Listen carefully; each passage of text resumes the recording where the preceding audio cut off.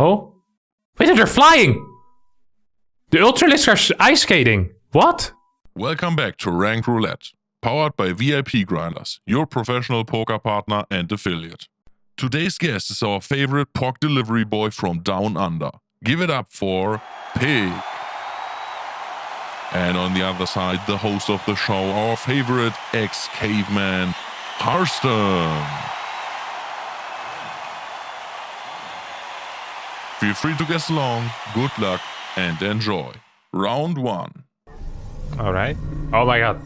You already know this looks okay. The way that he rallied his probes into the gas just gives me a oh my... No way. It's a planetary rush. What the heck, man? It's pretty fast, to be honest. This is like about as fast as you could possibly go. Is this a CC first into eBay Planetary Rush? Like, this is the fastest. Yeah, this definitely is the fastest. Yeah? It doesn't even look that bad. You know that? Wait. There's 2 planetaries on the production tab. But there's also one at home, so he doesn't die. It makes so much sense, honestly. Oh! He forced the cancel. Now he just flies home, or what? No, he's gonna block the command. No way. Oh, wait. What? Oh my god. 2 Void Rays. And he's trying to build turrets there.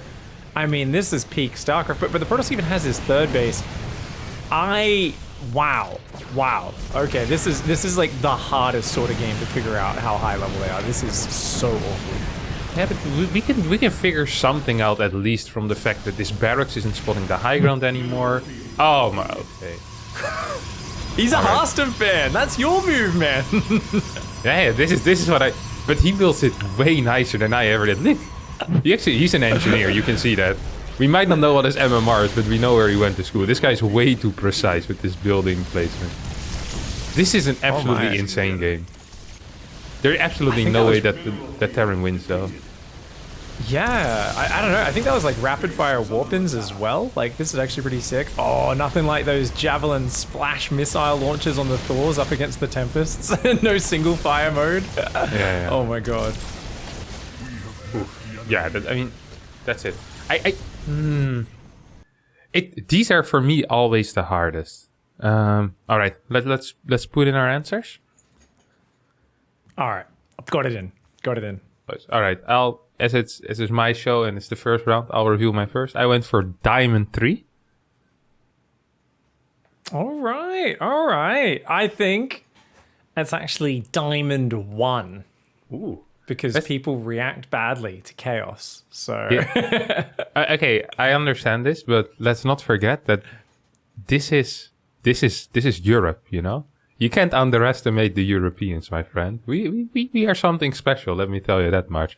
And the fact that his command center was this fast and it makes it kind of diamond, you know, not platinum. And then I say it's lower in diamond because this Protoss did not micro his Void Rays at all, and the guy didn't use his barracks to spot the high ground. But a lot of the ideas were high, like kind of high level-ish. So I feel like these guys watch some StarCraft, especially the Protoss, but then, I mean, there's not a lot of high-level StarCraft games where someone planetary rushes, you know?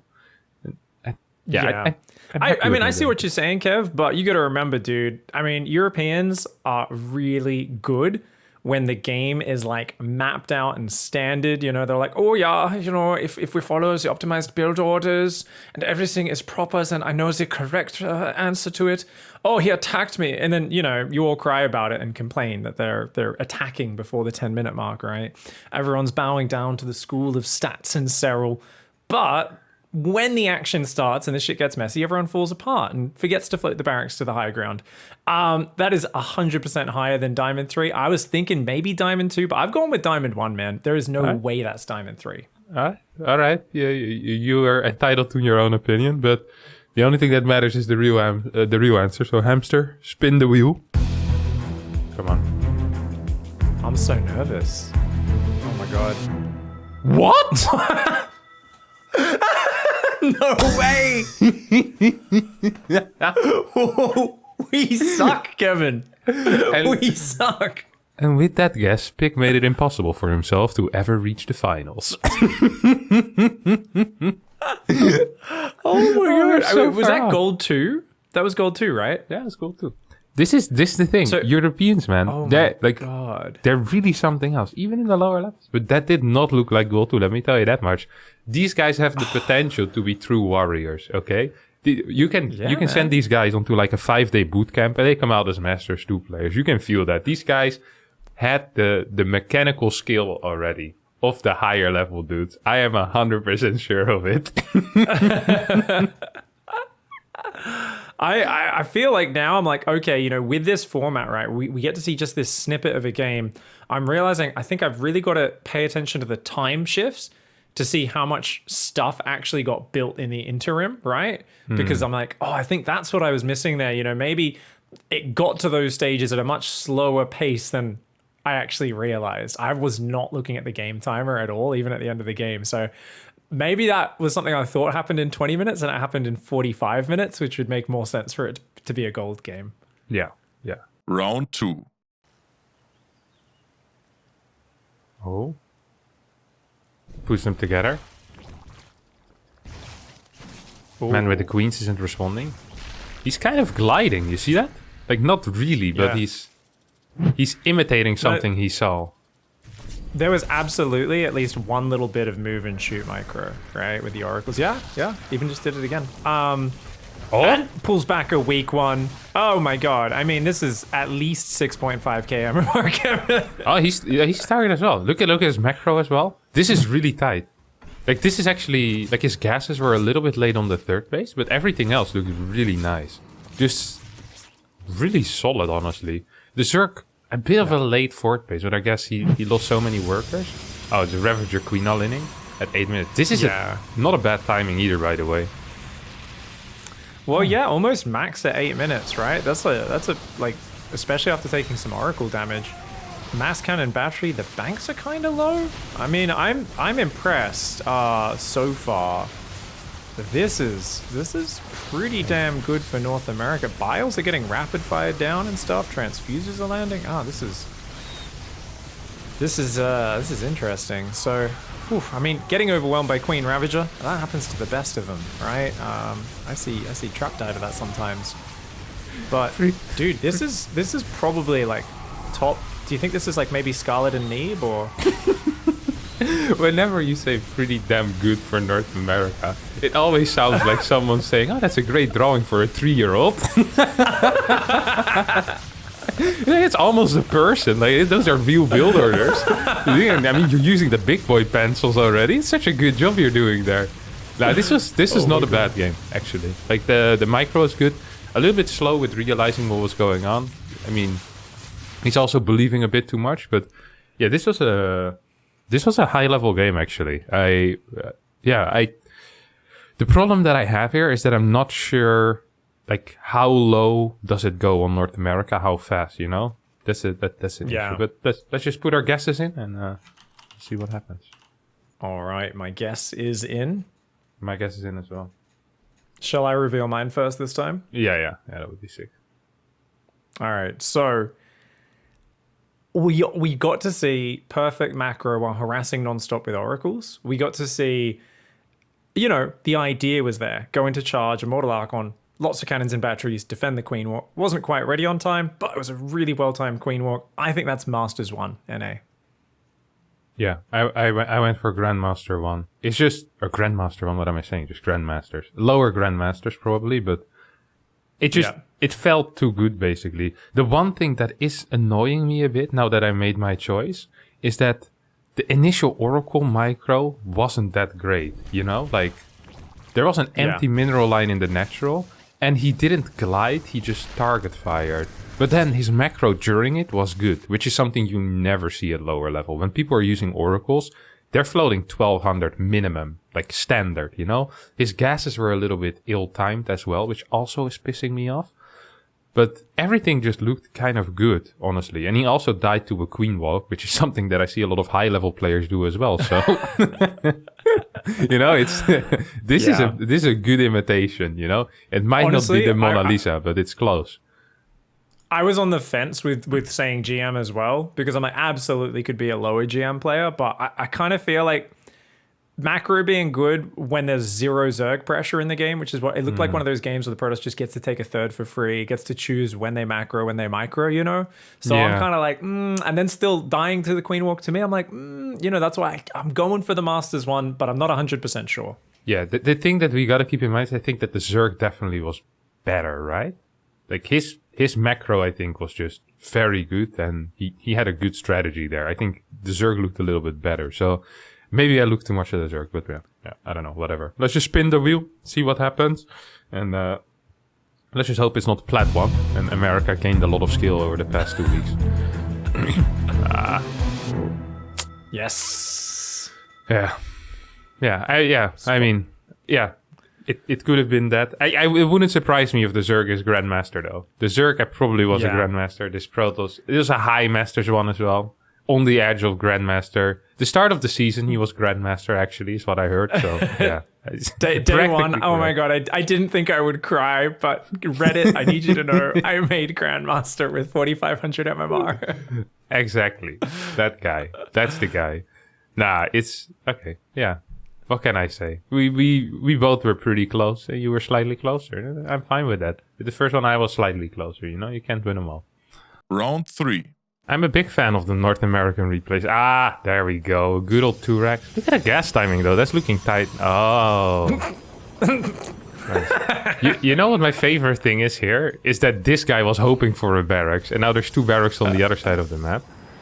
Oh my gosh. That's a shame there's 2 depots in range, so that's kind of a bummer. But yeah. Right now, all of the top cannon rushers are absolutely mauling over the fact that he only built 13 workers, by the way. Like, they're not quite sure if you want 15 or 16 workers, but you definitely don't want 13. That low ground cannon also. Like, Printf is watching this and he's screaming at his monitor. I can guarantee you that. Like, oh my god, just build it at the high ground, dude. Printf already would have a gateway finish as well at this point. Like, the other guy's going a Marauder push. You could kind of see the Terran's brain freeze and hitch a little bit when they saw the cannons. Because like there was like 30 seconds where there was no orbital, the barracks didn't do anything, and the Terran was like, what do I do? And now it's like, I think these Marauders could have been here quite a while ago. But hey, Marauders versus Probes is not a bad fight. Dude, this is... Wow, this is some truly interesting TVP here. This Reaper Marauder versus Probe Cannon. This is badass. Yeah, the weird thing here is that his micro doesn't seem bad, but his reaction seems so mediocre, you know? Why is he not doing anything in the main base, like building a factory or something? You know, like... And this other guy just keeps slowly crawling forward while nothing is attacking his cannons. Okay, every probe has just died, and there's no more money for more cannons. This is such a weird way for the Terran to win. And he's just not building anything. He's floating so much. Just creeping cannons forward. This is oh my god. Oh, this is so confusing, this one, because there are some really good things that are being done by both sides, but there are so many other things where there's like nothing happening, where it has to be going down. Oof, that's a tough one. Oh my god. Yeah, I got it. I'm struggling so hard. I haven't put it in yet. I'm so indecisive on this one. I'm like thinking of all the examples of like players I've seen play this sort of game. They span a large gap of leagues. I'm like, oh, I wish I could see the control groups. That would have told me something. But all right. It's in. Okay. I'll reveal it first. I went for Platinum 1. All right. Okay. Platinum 1. That's the edge of diamond. I actually was initially going to go Platinum 1, Kev. And then I went, you know what? Like that micro with the Marauders going in circles and kiting and the Reapers dodging the cannons. I was like, that's what made me want to say Plat 1. But I'm saying Plat 3 because I think that's like a red herring. You know, just looking at how kind of there was no follow-up to the cannon rush. You know, it was like, I'm just going to try and build a cannon at my ramp. I'm not going to put a cannon in the mineral line. I'm not really going to have gateways up. I'm doing it off 13 probes. The cannon rush honestly seemed like it was more gold one in my opinion. The Terran's reaction to it, a little delayed initially, but then the micro seemed more like on that Plat 1 range. So I've kind of like averaged it out and said somewhere in the middle. So I think Plat 3. Yeah, I kind of forgot about the Protoss, but I feel like the Terran wasn't too bad, just a bit slow at responding. I feel like I'm happy with my Plat 3. You know, I just spin the wheel, hamster. Show us what you got. Yeah, this is one of those games that's hard to read. Yeah, it's really tricky, these cheesy ones. Oh, nice. Split the difference. I don't know. I'm pretty happy with this because these cheesy games, they're so hard because you see so little of their actual macro and thing. And I mean, if you're off by one, another thing that kind of got me was the fact that this Terran just was floating so much during all of this, and he didn't build a command center, he didn't build a factory, he just kept focusing on these two Reapers. So initially I actually wanted to go really low, but then I think of the micro, and I don't know, like it's so hard, especially because it's America, and I have no real clue what these guys are doing. So I'm glad. They speak a different StarCraft language to you, Kevin. In America, they teach them different. They raise them on different. It's all that corn syrup getting in their brain and making them extra cheesy. You know, dude, I'm like with you there. Like, there's so many things in that game that were so confusing and stuff. But I also thought about the Terran's opening was tight. He actually did like a proper 2 racks with the gas follow-up opening. It was like well timed. It was the moment when he saw the cannons where the Terran player kind of just went, and you could see the kind of like I don't know what to do here, and they slowed down for a bit, and then they kind of tunnel visioned on the micro, but they had the right tactical solution. You know, try to run the Marauders up, do the Reapers around the cannon. So it was like, you know, there's so much room for error in StarCraft, right? But as long as you find the thing to win, and that's always it. There's like this scale where it's like, man, it's crazy because like we can look at pro games and tear apart how many mistakes there are. So it's always that weird thing. You're like, is this diamond? Is this platinum? Is this gold? Throw some cheese in the mix. We only get to see a few minutes of it. We don't get to see the control groups or anything. It's like, ooh, that's what makes this so exciting because it's very limited information. Round 4. Oh, look at that boost. The first thing we see is a boost, a nice unload into a Spore. But this could be Grandmaster as well. I've seen Maru do this, just casually unloading into a Spore. Oh, Stim's back. Can we get a pickup? Ooh, one medevac a little out of position and uses an unload command to retreat, so leaves one medevac there. And those Marines getting a little huggy, little up close and personal with the Banelings. Oh, this is not...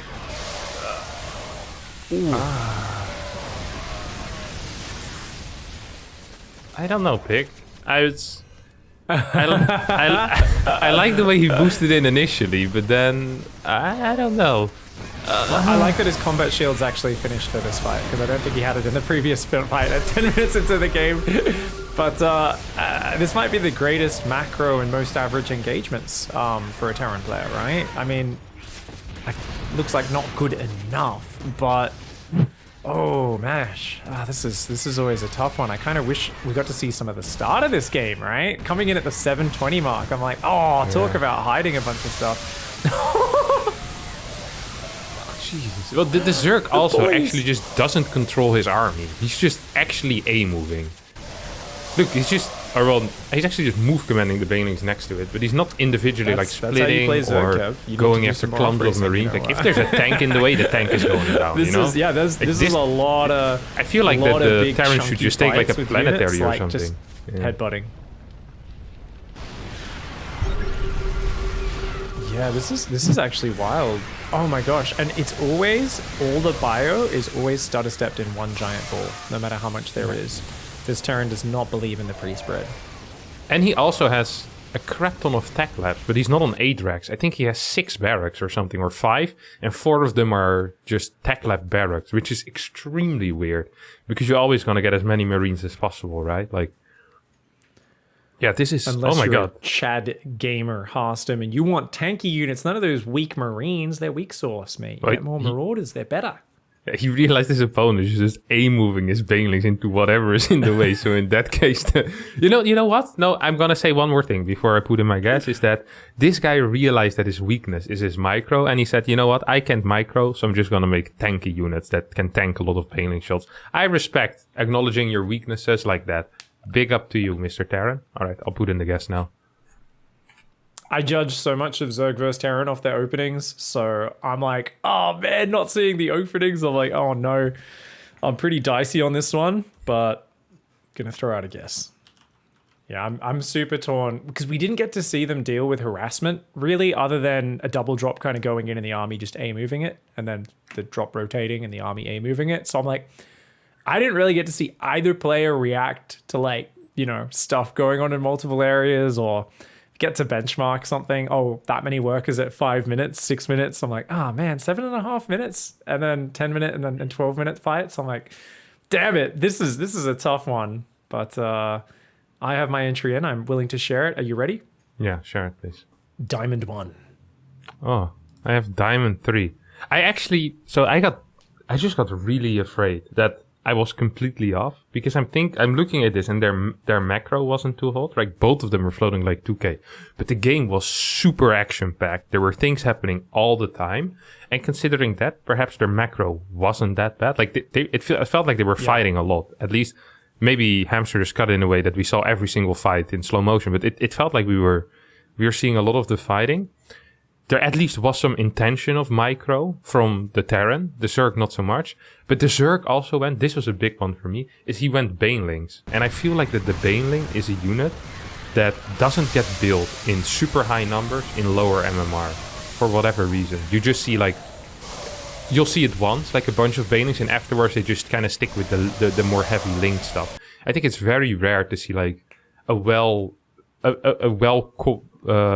thought out composition like that, basically. So that's what basically made it not platinum or gold, because I feel like mechanically it wasn't super high level. Yeah, I think the thing is they did get both crazy production though, and there was lots of injects going down. We were seeing like 70, 80 Zerglings being rebuilt at a time from the Zerg. Terran was reproducing armies even after getting them wiped like really quickly. So they both kind of got that big macro setup and kept pumping out the right sort of army and using it in the right sort of way. I say the right sort of generally, you know, Terran sieges tanks, puts their bio kind of behind it / with it, and then stutter steps a little bit. Well, you know, was always kind of a bit slow to react with the bio and should have had it a bit further out front and stutter step behind the tanks. The bio should have been pre-spread a little bit so it's not in one giant ball. When you get to a big army, one big ball just means everything's stuck behind each other and clumped up for Banelings. You're pointing out the Zerg always just kind of 1-aid. It's high drilling Bane though. If you don't play against a Terran that's got a really good setup, you don't really need to do much else unless you split your army in two and sandwich them. So that's why I'm kind of going, the fact that they were reproducing armies so quickly and so consistently, and there was like some creep spread and they were both macroing so hard. I've gone on that Diamond 1 edge of the spectrum, but the big thing is just like not seeing the early game at all and just seeing them both straight up to like that 3-base stage. I'm like, I guess technically it could be as low as Diamond 2. In my mind, it could maybe be as high as Masters 2. Okay, that really is too much. Masters 2. But let's just spin the wheel. Let's see what it is. Let's see who gets the big fat dub this round of Rank Roulette. This has been a rough one though, I have to admit. Nice! There we go. Damn it. There we go. Finally get one correct. This honestly was one of the harder rounds though. The replays were really difficult. I'm not just saying that. I really do think these were very tricky. The cheeses are so hard, and then the other ones, it felt like we were getting tricked in the video editing part. Like it felt so difficult. Wow. Well, sneaky hamster editing it, hiding some clues from us. No, I mean that was. I clearly suck at judging EU players. I think I've been watching too much North American players. I think I did way better on the NA ones than the European ones. So. Yeah. I think it's, it makes sense. I watch a lot of NA players. I see a bit of Europeans mixed in, but only the super cheesy spectrum, I think, of the EU side. And even that, it's like I get to watch the whole game. So I think definitely I've got to get up to date on casting EU games in Platinum and Diamond League so I can hone it in. So hopefully if you can invite me back in another season, you know, I'll be a little bit closer. Yeah, for sure. We'll see. We'll see if you can get a little closer next time. All right, Hamster, review the scores. It's crazy to me that like there's so many players who would be Diamond 3 and would macro that hard. Because like my approach would always be like, well, I gotta like get better at my 2 or 3 base bio tank control before I think about taking a 6th and 7th base, you know? Yeah. It's 2021 and though everyone's like 100 workers all the time, every game. Let's go. Yeah. It's what Cyril did to us. Finally, there was a player who could win with macroing. Everyone was like, hey, wait, that's possible. Before that, all the Koreans just always all in. And Cyril was the first Ryu champion that just macroed, no? Like before that, all of them were kind of all-in-ish, if I recall correctly.